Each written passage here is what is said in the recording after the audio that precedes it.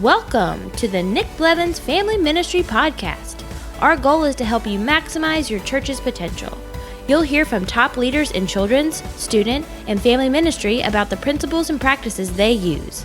Now here's your host, Nick Blevins.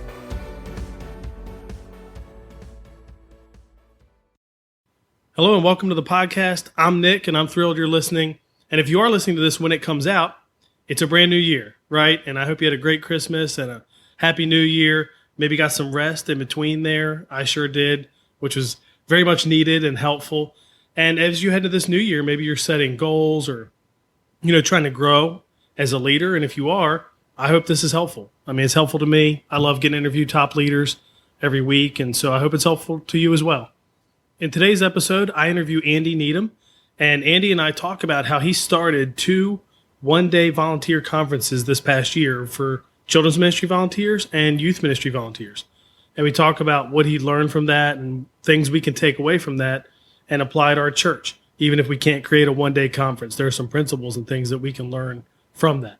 Before we jump in, just 2 quick updates. 1, if you took the staffing and volunteer ratio survey, thank you. And those results will be out soon. Sorry, it's taking me a little longer than I thought to get through that. But like I said, I actually took a break there between Christmas and New Year, so I didn't work on it as much as I thought I would. So those will be out soon. And the other thing is, if you read a lot of books, and that's one way you learn, I think that's huge. Maybe this year you decide you want to read more than you ever have before.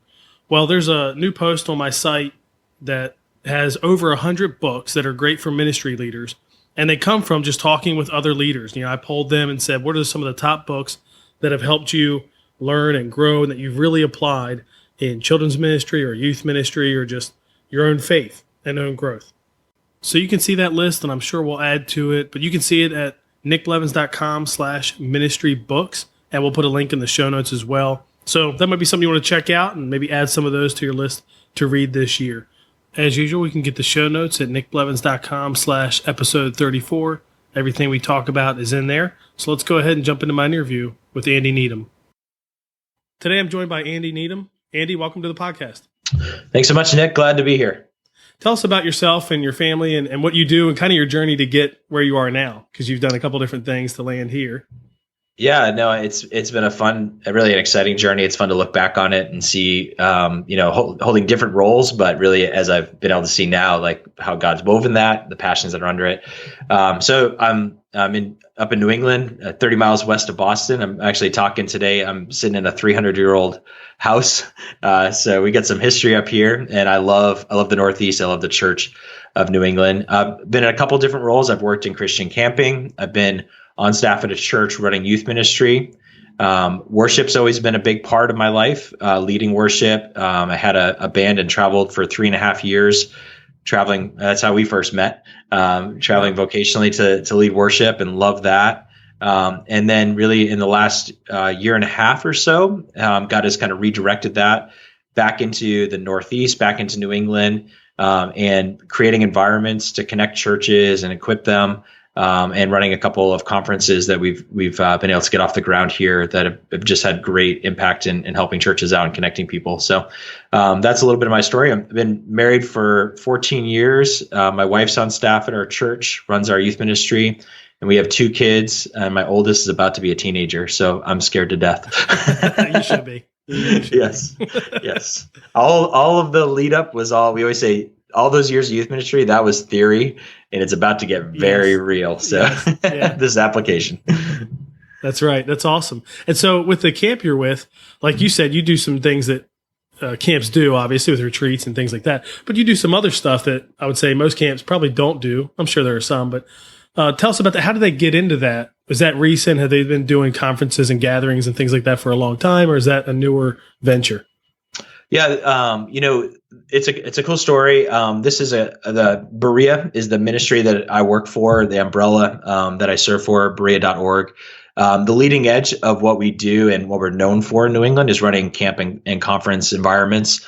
We have a camp that we've had since 1945 that's up in New Hampshire. We just got another property in Maine, and we do really serve the church that way. The connection there for me was really through our executive director, Nate Parks, who's been a friend and mentor of mine.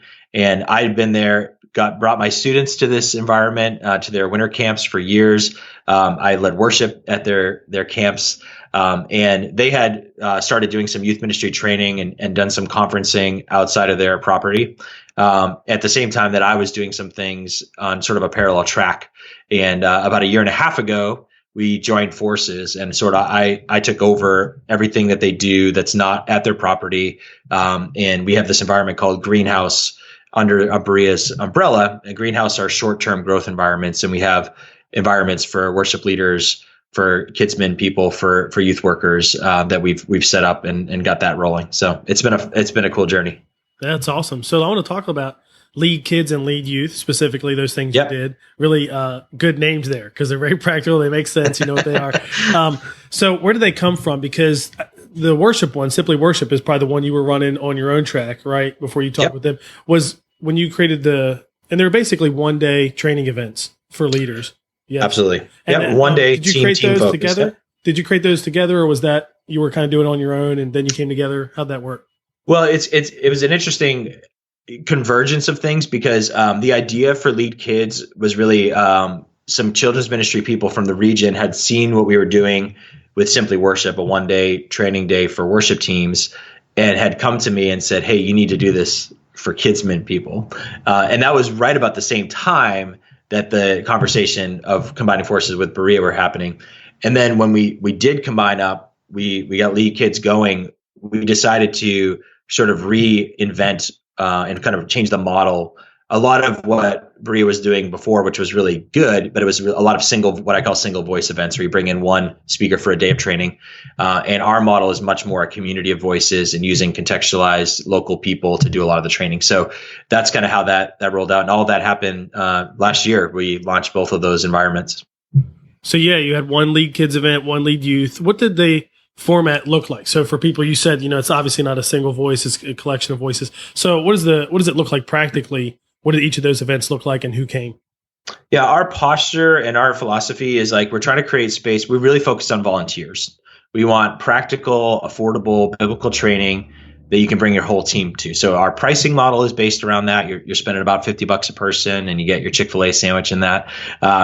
And you're going to get a lot of breakout sessions. So we have a keynote session to start the day and end the day, but the meat of the day is spent in breakout environments we call labs. And we run a lot of them. It's usually 30 plus breakouts. You get about almost a dozen to pick from each slot. And we try to cover the spectrum of things. And the presenters, most of them volunteer their time. They're ministry people from our region that we've built a relationship with and gotten to know. Our philosophy is no church has it all figured out, but every church does something great that other churches can learn from. And that's what we're trying to offer. That's awesome. And how have they gone? You did one of each. How did they go? Yeah, it's an interesting thing. I mean, we had this sort of slow build with Simply Worship, and it grew year over year. But then, okay, we're going to start a new environment. How's this going to go? I had no idea. The kids ministry event, we had 650 seats. We sold 651 tickets. So it was packed to the gills. It was amazing. And just the energy. I think this was a group of people in the Northeast that had rarely, if ever, gathered in this type of way. So just this sense of community that was built. I mean, it was when worship started, it was just so rich. And then Lead Youth, we really felt like we set the mark for what our culture is going to be going forward. We had about 350 people gather this last fall. And the day was strong. There were some unbelievable moments in there, some great content. So we're pretty excited for the future. That's awesome. And I know a big focus for you all too is that, like you said, it's a community of voices, but it's mostly from your community. There's always benefit in bringing folks from all other contexts or other parts of the country or the world, but you value having kind of the New England voice and experience there, which I'm not in New England, but I totally think that is a smart move. I think it's a different culture, church-wise, than most of our country. So talk about that a little bit. Like, how's that helped? What's been the benefit there? Do the leaders want that? I mean, is that what they're looking forward to? Is other people in the same context? Yeah, one of the anecdotes I often share about this kind of goes into the worship arena. But a few years ago, I attended a worship conference that came to New England that was from some other an outside group. It was a great conference. I got a ton out of it. Like, it was strong, great presenters. But I was sitting in a breakout session with my friend Larry, and Larry is the volunteer sound guy at a church of 100 people. And this really well-meaning presenter looked at Larry and asked him, "How many staff do you have on your production team?" It was sort of this, and what I realized in that moment was everything else good that this presenter had to say was completely undermined by the fact that he didn't understand the context of the person he was speaking to. So his principles were strong, but it was just a disconnect. And so that's been sort of the crux of what we're trying to do, is have people who, they're not talking about their children's ministry buildings or their $1 million budgets. They understand where people are coming from in New England. And again, a lot of those principles transcend. But when you're talking to volunteers, it's really important, especially that just the language that you use and that you understand where people are coming from. So sure, that makes sense. And even as a staff people, if you work on staff at a church of one size in one context, you're probably connected enough through conferences or things you learn from to have like the bigger picture view. Whereas if you're a volunteer, you only know your church. So that's like so confusing if somebody says something that's like, it's almost like we were talking about, so you had a breakout on Multisite, even though that's obviously not a large portion of churches. It would be like a volunteer coming and like, I don't even know what is Multisite. Like, you know what I mean? They might have never heard that, in church terms. So that's interesting. Yeah. I think it's a cool concept, and I'm sure that's been beneficial. What have you learned from the two events that would be helpful for ministry leaders? Because we got people listening who they're trying to do training for their teams all the time. And I think they could learn from what you've learned with Lead Kids and Lead Youth, having, hundreds of those volunteers come and learn together. Yeah. Well, one of the most simple things that we know, but we've just seen the power of it through these events, is what we call the Me Too moments. And sometimes that's in worship or breakout or over lunch. But when people are connecting with other people that are in the same trenches that they're in, that they just, I feel like that is one of the things that gets people to, I feel like sometimes at our events, I literally see people say, you know what, I can do this for another year. And the reason is not necessarily because we're brilliant at running a conference or that we have the most amazing speakers, but a lot of that is getting people from neighboring contexts in the same space and them feeling like, man, one of the biggest things is like, there's 600 people who are doing what I'm doing. That's amazing. And most volunteers don't get to go to phenomenal national conferences, which are great for vocational leaders and core volunteers.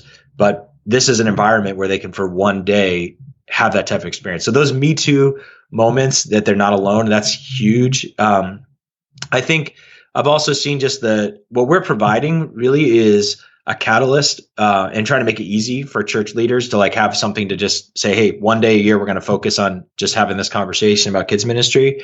And you don't have to do that through a conference. You can do that yourself, but just finding ways to express appreciation, to bring vision and investment, to present something. The nice thing about having a third party say it is that on the ride home, your team can say, well, that idea we reject, or that thing would really work for us. And that whole conversation has a lot of value for the team. I think the last thing, and this is for all leaders, especially church leaders, is to share the stage. A lot of what we talk about in contemporary social media and all this stuff is about building your platform. I was in a band, so we had to build a platform for the band and get followers and all that kind of stuff. It's been more fulfilling for me to be in the season where I'm literally building a platform for other people to stand on. And that has been such a joy to sort of curate that conversation. And that can play out at a conference, but also can play out in your church. Like, what are the things that you're doing right now? What are the places that you're teaching, or that you're literally blocking someone from being able to rise up as a leader? And how could you build a platform, not just for yourself, but for other people that are volunteers in you, and give them the platform and trust them with what you have. So, I think those are elementary things, but to me, it's been a real profound journey to kind of experience that.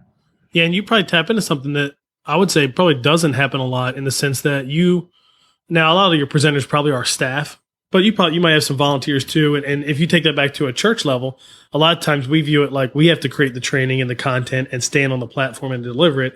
But kind of like what you're doing, maybe we create the platform, we get other volunteers to get up and share. Who's the best person leading a group. Hey, let's share. Even if you're not great up front, I'll interview you, whatever it might be.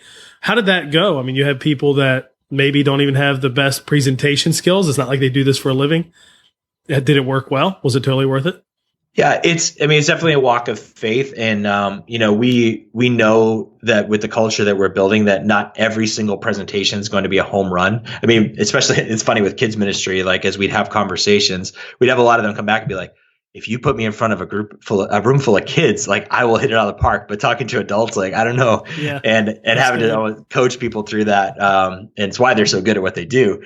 I think it's kind of having a balance and trying to set people up for success. Like we don't have them present a whole afternoon. We say, hey, can you bring 30 minutes of content, 15 minutes of discussion? We try to resource them with information about how to structure that. If they need some coaching, we get on the phone and we have multiple phone calls with each presenter. And then we do take feedback and, some people are just going to present one time and that's okay. Some will be there every couple of years. And then people who are stronger as we get to know this community, they'll kind of be a part of a rotation and that's kind of how it goes. But, and part of that, I would say the other thing, even as like a church leader, if you're doing that kind of training, the frame that you put it all in is how people will receive it. So I always do the morning keynote. And part of that is that I get up at the beginning in the first 10 minutes, I just talk about who's in the room, what we're doing today. And, I even will make a joke like, hey, not every session you go to today is going to be a home run, but we've chosen these people because of their heart, because of what they're doing. And we think it's important for you to hear from them. And it's not an apology, but the frame that we build is part of what allows people to receive it in the way that we what we're building. So that's good. Are there any other ways that, you're training leaders through Lead Kids and Lead Youth that a children's pastor or a youth pastor could replicate? Like obviously they can't put on their own, most of them, their own one-day conference. But one of the principles, obviously, that is having other people in your church, volunteers, maybe lead and share. But was there anything else that you saw that worked there that, hey, I could take that home and do it myself? Or I think you mentioned doing it with some other churches. Yeah. Well, I think that the power of an outside voice, if it's only your bubble or even your stream of the church to a degree, it's always, I feel like you're limiting yourself. And so like one of the things I've, having preteens right now, about to have a teenager, like how many times does my son Josiah go off to a retreat, go to camp, go to youth group? He's in some environment. He'll come home to me and he'll say, Dad, you'll never guess what I learned. And then he'll regurgitate something that I've been trying to tell him at the dinner table for 7 years. Yeah. And it's like, but what is my heart as a father in that moment was like, wow, he got it. It doesn't matter that I wasn't the one that said it. And the fact is God often uses those other people. So again, I think as a church leader, you need to find ways to introduce outside voices because it reinforces your vision. It even allows people to have safer conversations about what they want to keep and reject. That's what I think, like I said before, like that car ride home where people are like, well, that probably works for that church, but maybe how that should look. So they're engineering and thinking through how that's going to look in their environment. So I think we would be foolish. It doesn't have to be a conference. It doesn't have to be Lead Kids, but how are your leaders hearing from voices that are not just within the community of your church? Because I don't even think it's even good enough for you just to go off to a conference and bring it back.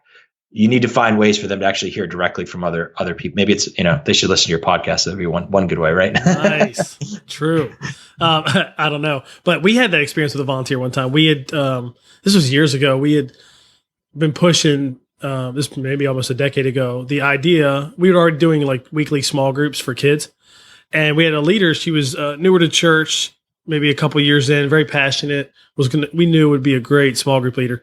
And but at the time, she also had a daughter in elementary, and we were talking about the importance of coming to the same service every week. And she didn't quite get it. You know what I mean? And It was that fall that we went to a training. It was actually an Orange Tour, and they talk about it, and she totally got it. And it was an example of like, he didn't say anything different. Reggie's way cooler and way smarter and all that stuff. But at the end, it was the same thing. And then she became one of our best small group leaders ever, actually led in kids and in student ministry, which was really cool. But that's right. The outside voice is big. And maybe, another learning is you don't have to bring in somebody from wherever that you have to fly in and pay and all this stuff. Maybe it's somebody at another church, right? I mean, you guys brought churches together. There's probably some some power just from that, being around other church leaders? A lot of, vocational leaders, they would love to run a conference. They'd love to write a book about what they do. They just don't have the bandwidth or the time, or that's not their gifting. So when you can find a way to kind of release them into that conversation in a really safe way, like, hey, could you come to our leadership night? It's on this Friday. Could you talk for 20 minutes about X? That's a real simple thing. You probably don't have to pay them anything. Maybe give them a Starbucks gift card. Boom. You've started this process. So, that would be my encouragement is you don't need to invite Reggie Joyner, though Reggie would be awesome, to the first deal. Just find somebody else who's doing good ministry. That's awesome. What are some of the breakouts that you had at both Lead Kids and Lead Youth, just for people to get a feel for like some of the topics and things that, volunteers could go to? Yeah, our goal, and I don't know if we do this perfectly, we want to see the spectrum of people that serve in kids ministry or youth ministry to look at the slate of breakout sessions and see at least one thing that would be like, wow, that hits right where I'm at or right what I'm dealing with. So it's a combination of sort of heart, head, and hands. So heart being the soul care, spiritual development. How do we care for our leaders? How do we make sure that our well is full? Head being more administration, process, vision. And then hands, real practical, like how do you actually control a classroom full of, upper elementary students? What does that look like? And that's been really, really great. Trying to think of, we also get into one thing that's been really nice. We partnered with Johnny and Friends a little bit and had some training on special needs ministry at both of our environments, which was really great. Again, that's a great partnership. Like I didn't decide to become an expert in special needs ministry. There's another ministry in the area that does great work, national ministry, found those people, talked to them, found out, hey, and even said, hey, promote your own conference at our conference. So that was another real win in that space and in that environment. I hope that helps a little bit. I don't know if that's a full answer. I think it's good. We were talking before because I was wondering were there some, breakouts that were more popular than others that would give insight to the leader listening, like, oh, we should hit that topic. That's true. We don't hit that. But you said generally it was kind of fairly even. Obviously some were lighter, some were heavier, but it wasn't like completely lopsided. The nice thing about the way as we built this, again, it sounds like I'm doing all this work, which I'm really not. We have a core team of 3 kids ministry directors in New England who are helping me build out. Hey, could you start a conversation with this? What else do we need? Look at this list. They're not. They do get together a number of times throughout the year, but basically then they just give the work back to me and our team to go and execute it. So, that's been sort of the way that we've built it out, and they've given me more. I don't know. I would not have known what to offer at a kids ministry conference when we started this, but we've been learning. I think we also did do some things for teenagers in serving in kids ministry, and we had some great. So we saw that audience of people show up in more numbers because of the fact that we offered some training in that way. So that's good. Generally speaking, what would you say to the ministry leaders, who are listening? You've had the experience of working at church. You, like you said, led the worship band and been at different events and conferences and things like that. And now you're helping serve the church overall with Berea. What would you say, to everybody who's listening? Yeah, I think that one of the things I love about serving in the Northeast and even my own upbringing in a small New England church where my parents never took a check from the church, but were always there, always serving. I always say, like, we weren't just at the church when the doors were open, we unlocked the doors to the church. Yeah.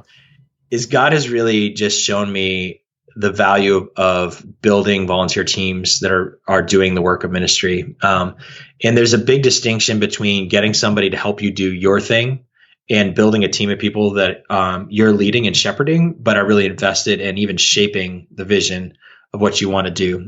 When I started in youth ministry, that was the big pivot. I came into a church that had a really great, their former youth pastor was a great speaker, good communicator, but he only had volunteers really that helped him do what he was doing.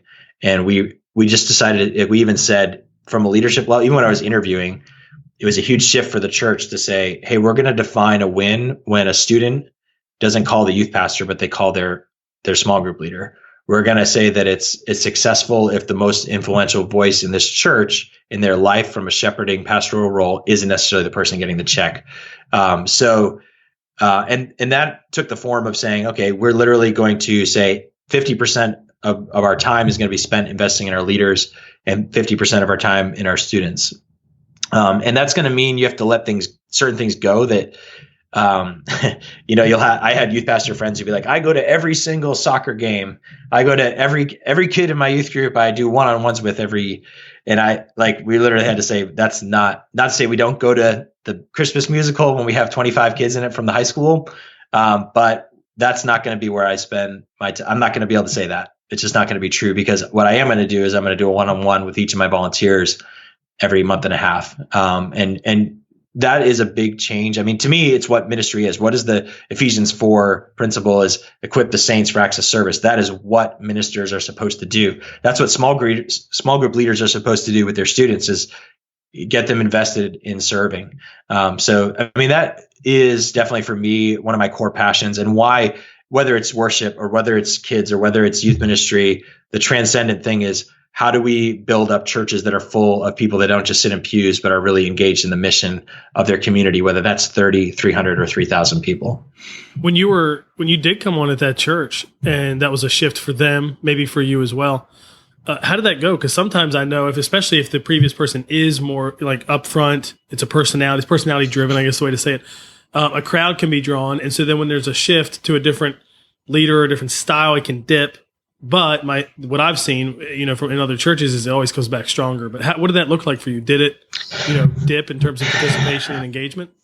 Well, I mean, the only gift that I was given in that capacity was that it basically had already dipped. So my first youth group night, we had 7 leaders and 2 students. Oh. So we had the best leader to student ratio in the history of youth ministry in terms of safety. To the point where it's probably awkward. Like, why are there so many leaders? Yeah, exactly. Very awkward.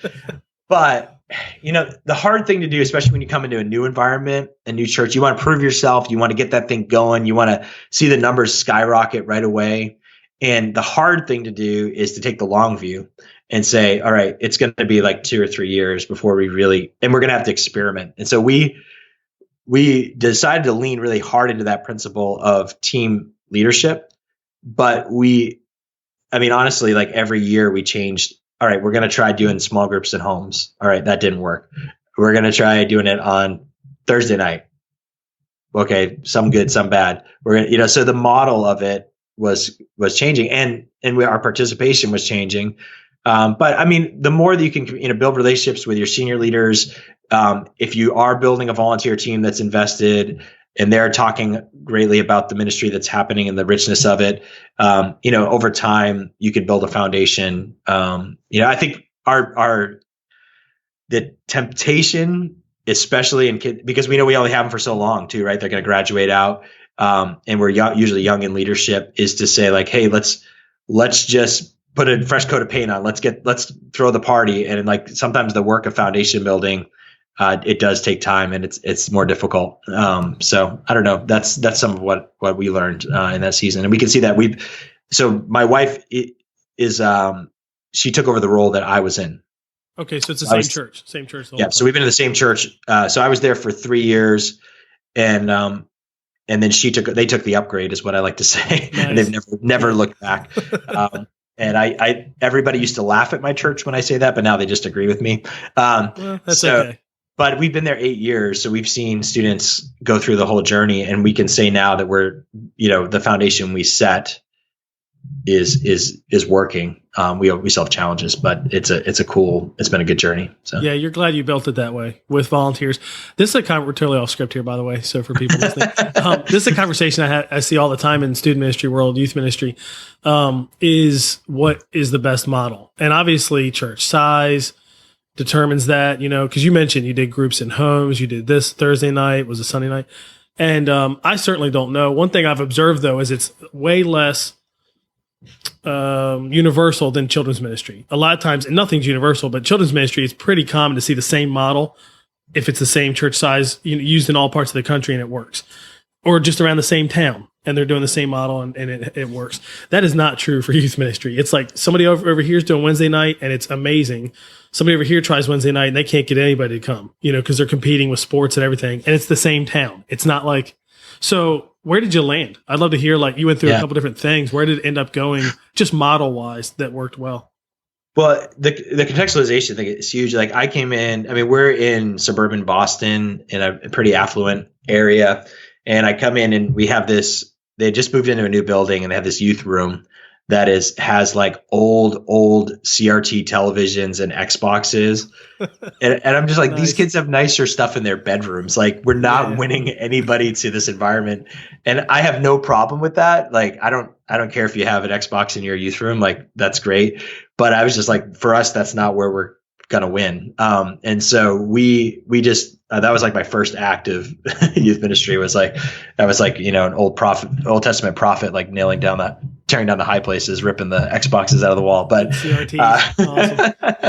But, so that was where we started. And to me, I think going to the homes, if you are starting from scratch, there's certain markers. Like I was just talking to a friend who's starting youth ministry at a church that's a church plant. And I'm like, man, that first 12 kids, you got to get them invested. You got to get them to the point where they literally want to invite other friends to be at this environment. And you're going to have to start small. You got to start in a house. You got to start. I think that even that can be a mistake. Like that was for us. We had this really nice new building and a big youth room with two kids in it. It's not, it feels crazy. So going to homes for a year, that was really powerful and important. And it set the groundwork for small groups for us so that when we did start to go back to a big group environment, small groups could be an aspect of that. So that was actually a good process for us. And we found Sunday night, and we had some families that pushed us back on that because of family days on Sundays. But it was just the least amount of competition with outside activities, academics and athletics and things like that. And that's sort of where we used to do things combined too. And we shifted. Now it's, one middle school is for 2 hours and then high school is a little later. And even that might change down the road. So we're still tweaking here and there, but it's been a process and kind of learning what our kids connect with. So you have Sunday night, I'll call it large group, but is it like that? And then you have midweek small groups in homes. Is that how the model now?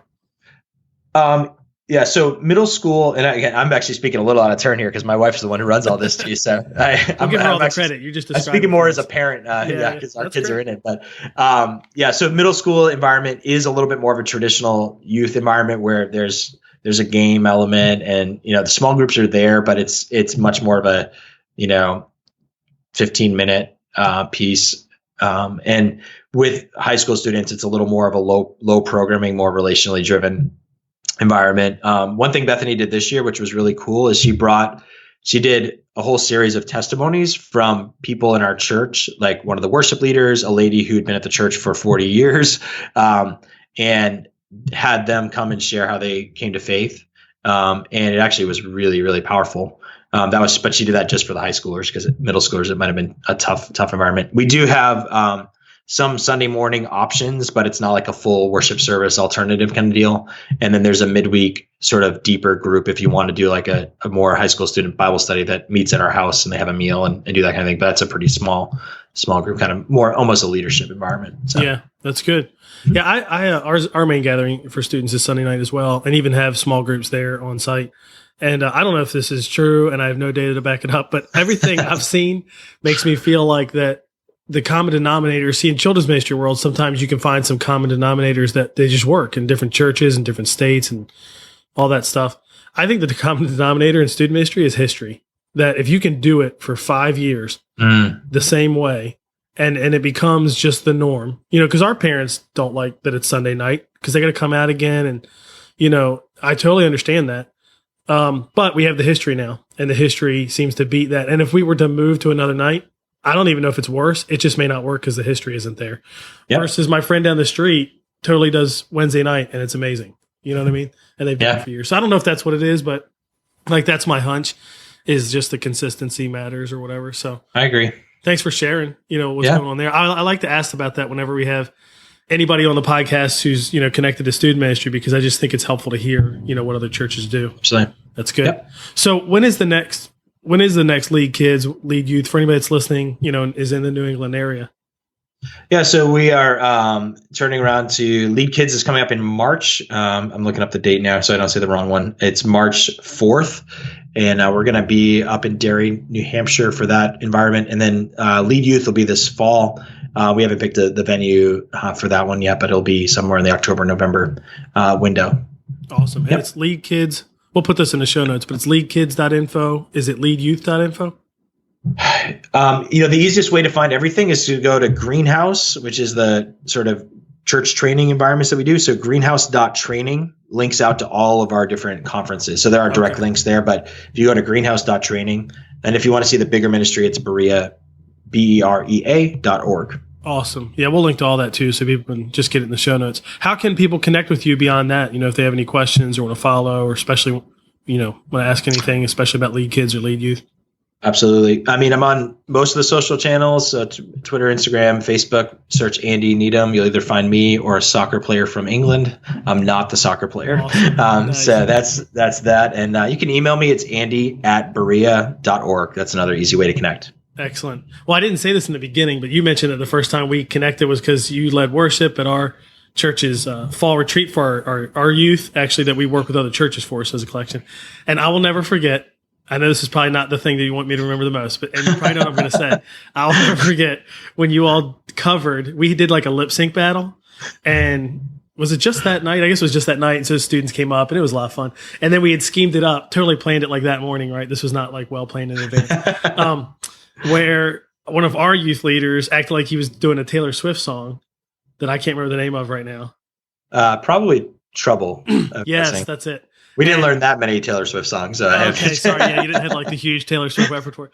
And it was awesome because he does it, and it's, he's doing it for real. But, and then the guy in your band who was not, because you were the lead singer, and Joel. I'm not very musical, so I'm not the person who picks up who else, is harmony. I don't know any of this stuff. So, but it was just cool because Joel comes up, taps him on the shoulder, like, I got this. Here, let me help you out. Let me move. And then you guys covered it live, and he was awesome. Killed it.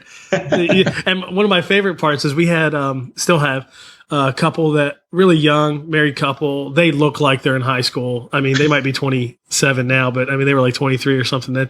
And they totally look like they're in high school, and they love Taylor Swift. I think one of her songs might be like their song or something. So they're like up with the students, loving it. Like it is Taylor Swift live in concert. It was awesome.